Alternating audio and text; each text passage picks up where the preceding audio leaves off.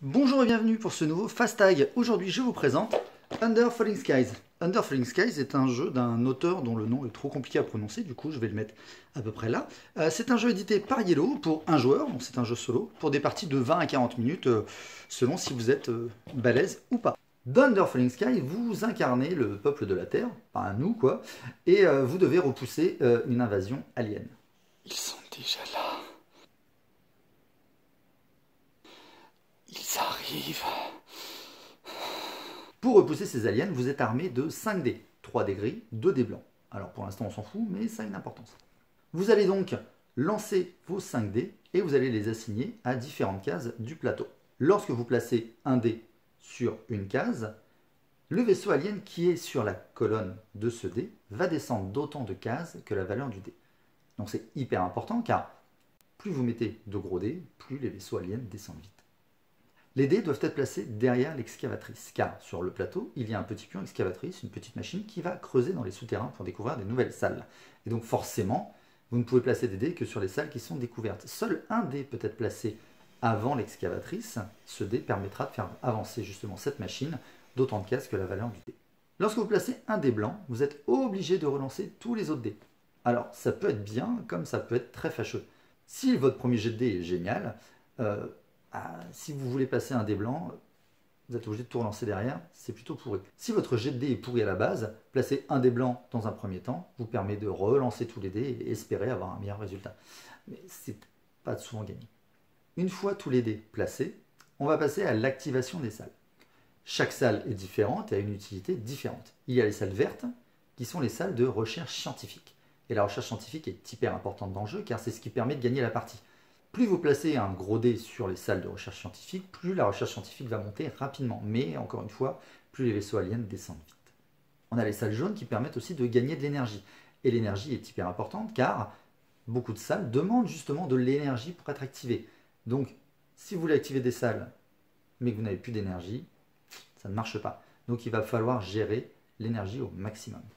Il y a des salles qui permettent de ralentir la progression des aliens dans l'atmosphère de une case. Alors une case c'est peu, mais souvent ça peut être beaucoup.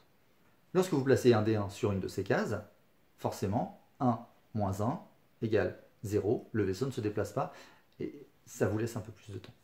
Il y a des salles qui permettent aussi de buter des aliens, car oui, comment repousser une invasion alien si on ne peut pas tuer des aliens? C'est pourri. Lorsque vous placez un dé sur cette case, le vaisseau alien va donc descendre du nombre indiqué sur le dé. Si votre dé a une valeur supérieure ou égale au chiffre indiqué sur l'icône explosion, le vaisseau alien peut être détruit. Mais ne vous faites pas de fausse joie, le vaisseau alien n'est pas détruit complètement pour autant, il retourne juste dans le vaisseau mère et reviendra plus tard dans la partie. Une fois l'activation des salles faite, on passe à l'activation du vaisseau mère. Car oui, le vaisseau mère s'active à chaque tour. À chaque tour, le vaisseau mère descend d'une case. Alors encore une fois, c'est peu, mais c'est beaucoup. À chaque case où le vaisseau mère va descendre, il va y avoir un effet toujours négatif, qui fera venir de nouveaux vaisseaux aliens, qui fera reculer l'excavatrice, et ça c'est moche, et qui fera aussi reculer la recherche scientifique. Et il y a un élément important, c'est que plus le vaisseau alien descend, et plus la distance entre la ville et le vaisseau alien est courte. Ce qui veut dire que plus on avance dans le jeu, et plus il va être difficile de placer des gros dés dans vos salles, car, je le rappelle, un gros dé, à une valeur 6, fait descendre un vaisseau alien de 6 cases, et forcément, c'est plus facile d'arriver directement sur la ville. Et quand un vaisseau alien arrive sur la ville, vous prenez un dégât, vous prenez 2 dégâts, vous prenez 3 dégâts, etc. etc. Et au bout d'un certain nombre de dégâts, la ville est détruite et vous perdez la partie. D'ailleurs, vous perdez aussi la partie lorsque le vaisseau mère arrive sur la dernière case de sa piste, où il y a une petite tête de mort qui indique que vous avez aussi perdu la partie. Donc forcément, vous gagnez quand vous avez réussi à placer le marqueur de recherche scientifique tout en haut de la piste avant que les aliens arrivent sur le point fatidique de la piste. Under Falling Skies est un jeu avec un challenge assez élevé et en même temps pour un jeu solo, tant mieux, j'ai envie de dire, puisqu'il va falloir jouer, rejouer et encore rejouer. Ne vous attendez pas à gagner dès la première partie, c'est mort. Dans une boîte d'Under Falling Skies, il y a aussi une campagne, car oui, c'est un jeu avec une campagne.